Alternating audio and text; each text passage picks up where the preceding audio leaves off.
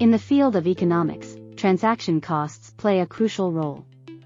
They refer to the expenses and inconveniences incurred during economic exchanges, beyond the actual price of goods or services. Let's explore the concept of transaction costs in more detail. Transaction costs encompass a wide range of costs associated with economic transactions.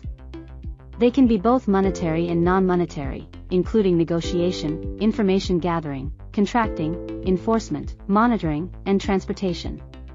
Let's take a closer look at the different types of transaction costs.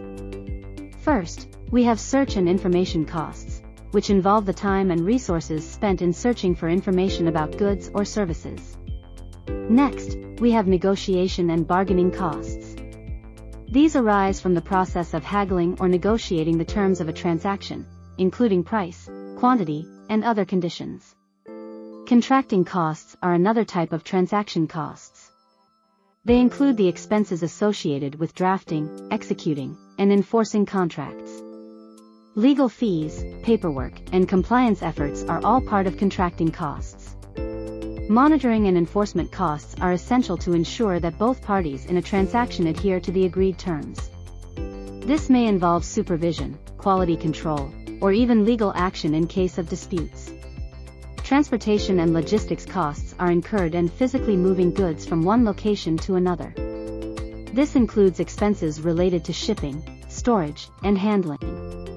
Lastly, uncertainty costs arise from the risks associated with potential changes in market conditions, regulations, or unforeseen events that can affect the success or outcome of a transaction. Transaction costs are significant as they can impact the efficiency of markets and economic decision-making.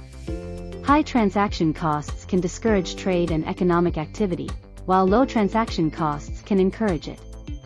Transaction cost economics is a field that focuses on studying how transaction costs influence the organization of economic activities.